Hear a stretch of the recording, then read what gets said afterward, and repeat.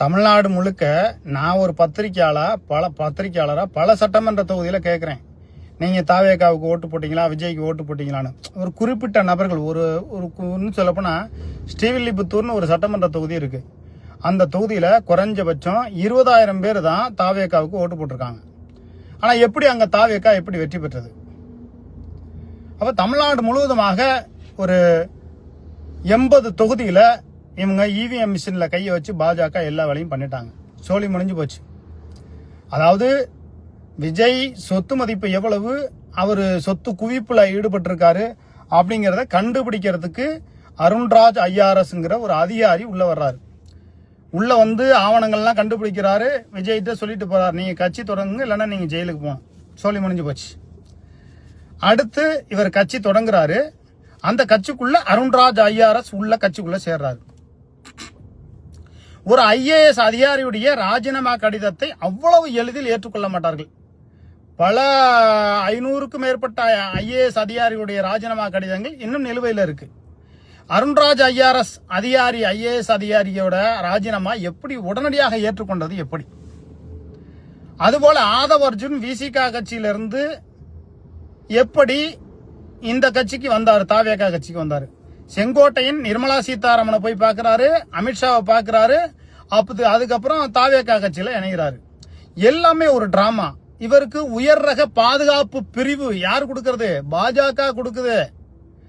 அப்ப எடப்பாடி பழனிசாமி நமக்கு சரியா இருக்க மாட்டாரு, ஜெயிச்சிட்டாருன்னா அவர் புத்திய போட்டு காமிச்சிருவாரு. அம்மையார் சசிகலாவை தான் பதவி கொடுத்துட்டு போனாங்க, அவங்களே நாயன்னாரு.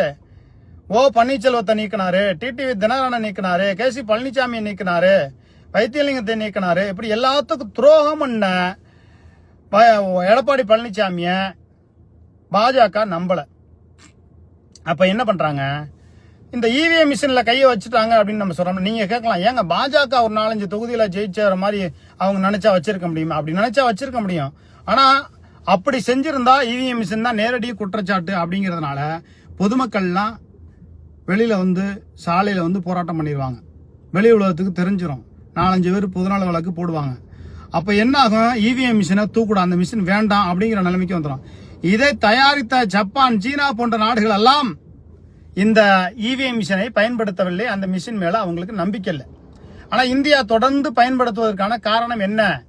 பாஜகவும் காங்கிரசும் இந்த சதி வேலைகளை பயன்படுத்தி தொடர்ந்து செய்து கொண்டு இருக்கிறது. பாஜகவும் காங்கிரசும் ஒண்ணு, அதை அறியாதவங்க வாயில மண்ணு. இவிஎம் மிஷினை தொடர்ந்து அவங்க கையில் எடுத்துறாங்க. இடையில ஒரு தடவை இவங்க வந்தாங்க பாஜக, இவங்க தொடர்ந்து கையில் எடுத்துக்கிட்டு இருக்காங்க. இப்ப பாஜக என்ன பண்ணுது? கவர்னர் ஆட்சியை உள்ள கொண்டு வந்துடணும். சரி, எப்படியாவது நத்தம் விஸ்வநாதன் மூலியமாக ஒரு 20 எம்எல்ஏ விலை கொடுத்து வாங்குறாங்க. வாங்கி அவங்க வந்து வாக்கு எண்ணிக்கை நடத்தி முதலமைச்சரா பாஜக நினைச்ச கட்சி உள்ள வருதுன்னு வைங்க. நம்ம முதலமைச்சர் நின்னாருன்னு அவங்க பேரெல்லாம் நமக்கு சொல்றதுக்கு உடன்பாடு இல்லை. பாஜக நினைச்சவங்கள உள்ள கொண்டு வர்றாங்க. அது பாஜக ஆட்சியா தான் இருக்கும். அதனால அப்புறம் என்ன பண்ணுவாங்க? கொஞ்ச நாள் கழிச்சு அந்த முதலமைச்சரை ஜெயிலுக்கு அனுப்பிட்டு ஆரிய பார்ப்பனிய பெண் கொண்ட 3 எழுத்து பெண்ணை ஆட்சி அதிகாரத்துக்கு கொண்டு வருவாங்க. இது ஒரு நாள் நடக்கும். நான் ஆரம்பத்தில் சொன்னேன், பாஜகவினுடைய இறக்குமதி தான் இந்த நடிகர் என்று சொன்னேன். யாரும் பெரிய அளவுக்கு நம்பல. அதன் பிறகு பாருங்க, பாஜகவுல மறைமுக பொதுச் செயலாளராக இருந்தவர் 3 எழுத்து பேர் கொண்ட நடிகைன்னு சொன்னேன். யாரும் நம்பல. இப்ப மறுபடியும் சொல்றேன், அந்த பாஜக நினைத்த ஒருவரை முதலமைச்சராக நிர்வகிக்க போறாங்க.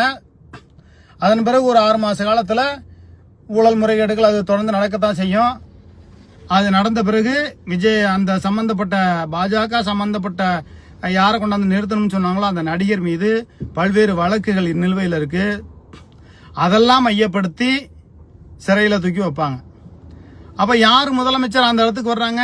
ஜெயலலிதாவினுடைய மறு உருவமாக அம்மையார் ஜெயலலிதா அவருடைய தியாகம், அவர் செய்த செயல், அவர் கொண்ட பேச்சு, அவருடைய ஆளுமை, அந்த இதெல்லாம் இந்த நடிகருக்கு வராது. 3 எழுத்து பேர் கொண்ட நடிகைக்கு வராது.